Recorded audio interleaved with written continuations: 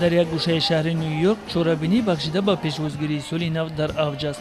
تشبثکار این چورابینی تشکیلات غیر دولتی نیویورکی ها برای کودکان محسوب می‌یابد که جوانان شهر نیویورک و ستاره‌های مشهور موسیقی رپ را به آن جلب نمود. آنها یک جویه تحفه‌های سالی نوی تیار می‌کنند.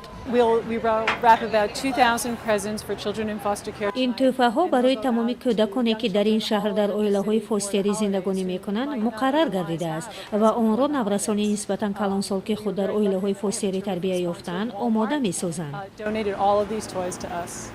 این صحبت کلمه به ما نفهمای فاستر صدا داد. آن چی معنا دارد و عموماً سیستم فاستر چیست و چگونه شکل می‌گیرد؟ ما پیگیری شرح این معنی شدیم. The word foster means temporary.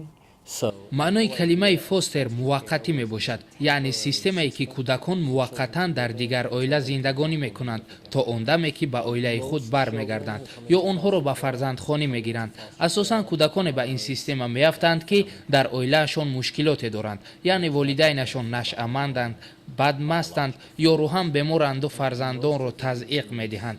از چنین عائله ها فرزندان را می گیرند و زیر حمایه سیستم فاستری می سپارند. این عمل را دولت با مقصد حمایه حقوق کودکان از زورآوری به انجام می رساند. Or there's some kind of domestic violence in the family. The county court and present to a агентие ки бо чунин оила сару кор дорад бояд дар муддати 48 соат тамоми маводҳоро оиди исботи он ки ҳуқуқи кӯдакон дар оила поймол карда шудаанд ба суд пешниҳод кунад. суд қарор қабул мекунад ки кӯдак аз оила гирифта шавад ё на. to keep the child away from their family. Well, the state has a responsibility for protecting children. ҳар як штат вазифадор аст ки кӯдаконеро ки дар ҳудуди он зиндагонӣ мекунанд зери ҳимояи худ қарор диҳад ва барои бехатарии онҳо ҷавобгар аст. агар ҳолати поймолкунии ҳуқуқи кӯдакон дар оила ба қайд гирифта шавад, пас ташкилотҳои давлатӣ дар ҳамбастагӣ бо якдигар ба омӯзиши он шурӯъ мекунанд ва агар лозим шуморанд кӯдаконро аз чунин оила гирифта ба ҳимояи системаи фостерӣ месупоранд. фарқи асосии системаи фостерӣ аз кӯдакистонҳои давлатӣ дар он аст ки ин ҷо кӯдакон дар муҳити оилавӣ зери назорати падару модари фостерӣ тарбия меёбанд ва чунин муҳит барои кӯдак хеле зарур аст. To keep them in an institution, it's much better if they live in a community and in a family. We have in Georgia and in the United States, we have mandated reporters. In other words, дар амрико дар ҳар як штат чунин қонуне амал мекунад ки ҳар як нафар муаллим ё ҳамсоязан агар тазъиқи ҳуқуқи кӯдакро мушоҳида кунад вазифа доранд ба телефони боварӣ ки дар ҳар як шаҳр амал мекунанд хабар диҳанд. телефони боварӣ бевосита ба департаменти ҳимояи ҳуқуқи кӯдакон пайванд аст ва он омӯзишро аз рӯи ин амал оғоз мекунанд, яъне то кадом андоза дар ин оила ҳуқуқи кӯдакон поймол карда шудааст, волидон назди фарзандон то кадом андоза ӯҳдадориҳои худро дар тарбияи онҳо иҷро мекунанд. маълумотҳои ҷамъшуда ба суд дода мешаванд ва суд қарор қабул мекунад ки барои фарзанд чӣ хуб аст, дар оила мондан ё ба системаи фостерӣ гузаронидан.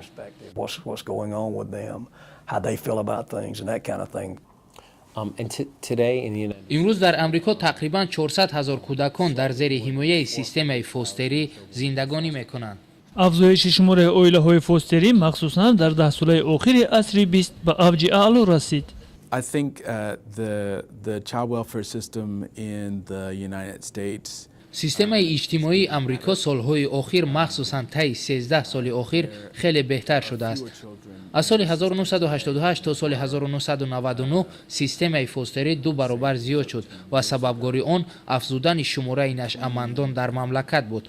дар муқоиса ба соли 1999 имрӯз системаи фостерӣ ба андозаи 25% коҳиш ёфт ва дар ин муддат шахсоне ки дар ин система фаъолият доранд имкон пайдо карданд ки захираҳои худро фаъолияти худро бештар барои баланд бардоштани сифати хизматрасонии худ равона созанд. пештар онҳо танҳо барои бехатарии кӯдакон қувваи худро равона месохтанд.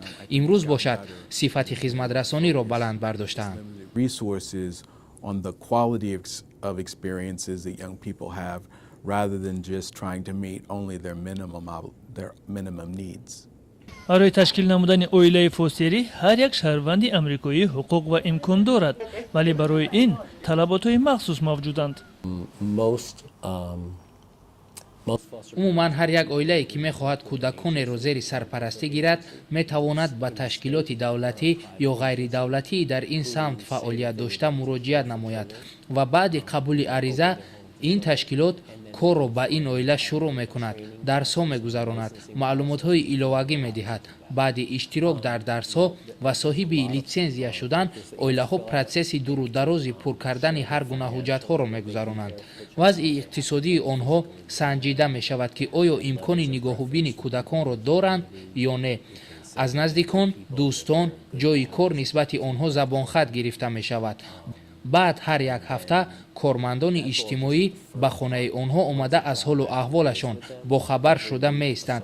شخصی که اعضای سیستم فوستری می شود باید خصوصیت‌های مخصوص داشته باشد.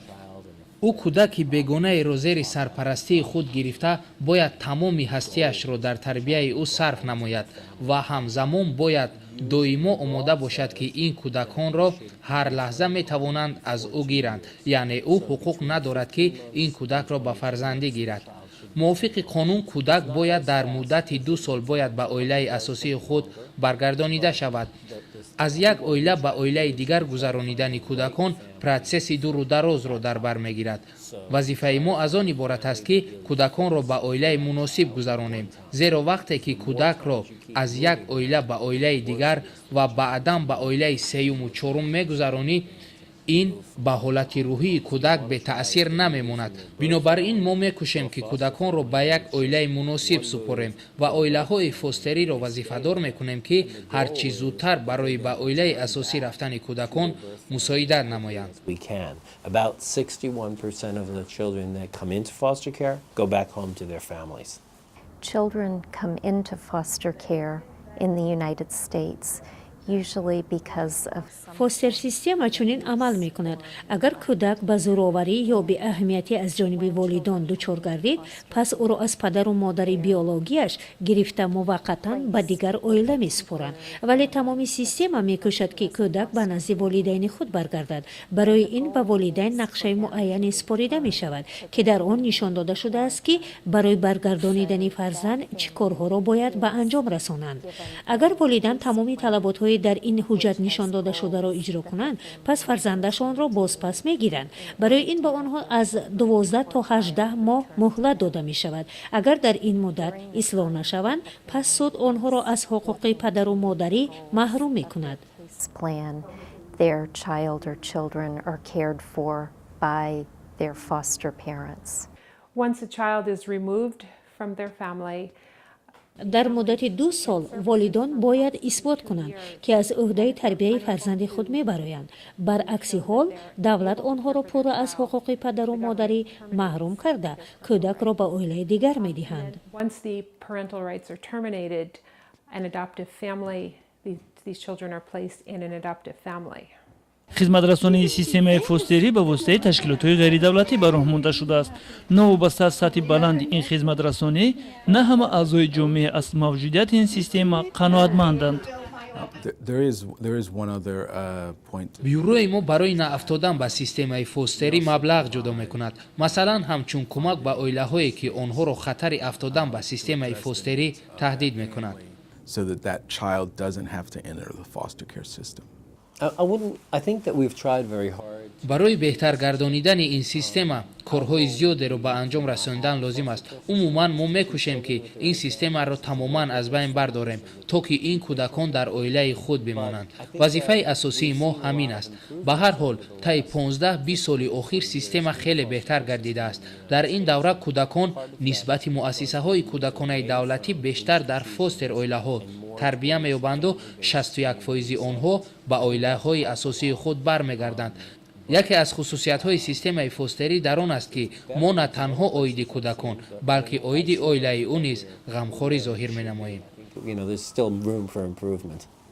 I think that the дар иёлоти муттаҳидаи амрико проблемаҳои вобаста ба системаи фостери зиёданд, вале ба мо муяссар гардид ки муваффақ гардем то андозае ин системаро коҳиш диҳем. Бисёри кӯдакон ба оилаҳои худ баргаштанд ё ба фарзандхонӣ гирифта шуданд. мо метавонем ки сифати хизматрасонии ин системаро боз ҳам хубтар ва ҳаҷми онро камтар кунем. барои ин дар мамлакат бояд сафи нашъамандон ва ҷинояткорон кам карда шавад, зеро маҳз кӯдакони чунин ашхос ба зери ҳимояи системаи фостери меафтанд. result in children being removed from their homes. So we've made progress in the child welfare system, but there's a lot of work to be done. Well, I think obviously that it's necessary sometimes. I think the whole idea. ба фикри ман кӯдаконро баъзан аз оилаҳояшон гирифтан зарур аст, зеро дар чунин оилаҳо кӯдаконро нодуруст тарбия мекунанду ҳуқуқҳояшонро поймол мекунанд. албатта бояд оилаҳоро нигоҳ дошт, вале баъзан барои ҳимояи кӯдакон онҳоро бояд ҷудо кард. вазифаи асосии мо аз он иборат аст ки бояд муайян кунем волидон имкони тарбияи дуруст ва нигоҳубини кӯдаконро доранд ё не. агар не, пас кӯдаконро мегирем, вале дар навбати аввал мекӯшем ки оилаҳоро нигоҳ дорем. In this country, we have a very poor success rate of children who leave the foster care system. натиҷаҳои ба даст овардаи мо баданд. кӯдаконе ки аз системаи фостерӣ мебароянд, қисми зиёдашон дар зиндагӣ ба нокомӣ дучор мегарданд. онҳо дар оянда мактабро тарк мекунанд, барвақт ҳомиладор мешаванд, ба зиндон меафтанд. мо ҳама инро ба хубӣ дарк кардаем ва мекӯшем ки онҳо бештар дар зиндагӣ комёб гарданд. And sometimes end up in jail. And so our agency is doing everything they can to really try and change those statistics and to make sure they have the supports they need after they leave. The research is very clear that institutional аз рӯи тадқиқотҳои гуногун маълум гардидааст ки дар оилаҳои бегуна муваққатан гузаштани кӯдак ба онҳо таъсири манфӣ мерасонад. кӯдакон ба оила ниёз доранд ва давлат вазифадор аст ки онҳоро дар оилаҳои доимӣ ҷойгир кунонад. ҳақиқат он аст ки дар мамлакат 140 000 кӯдак дар системаи фостерӣ қарор доранду қисми зиёди онҳо муҳтоҷи дастгирианд. of these 114,000 children waiting to be adopted, most are older and most would have special needs. I'm going to give you a psychological answer, okay? Many of them are teenagers. умуман гирем, наврасон доимо худро бадбахт меҳисобанд. аз ҳама асосӣ, онҳо дар ҳолати бехатариянд ва зери ҳимоя қарор доранд. They know that they are in their family forever. I can't ever guarantee the children are happy. Teenagers. чорабинии пеш аз соли навӣ низ дар арафаи анҷомёбист. ба иштирокчиёни он муяссар гардид ки зиёд аз 2000 тӯҳфаи соли навӣ тайёр кунанд. яъне зиёд аз 2000 кӯдаки ниёзманд соҳиби тӯҳфаи соли навӣ мегарданду худро аъзои комилҳуқуқи ҷомеа эҳсос мекунанд.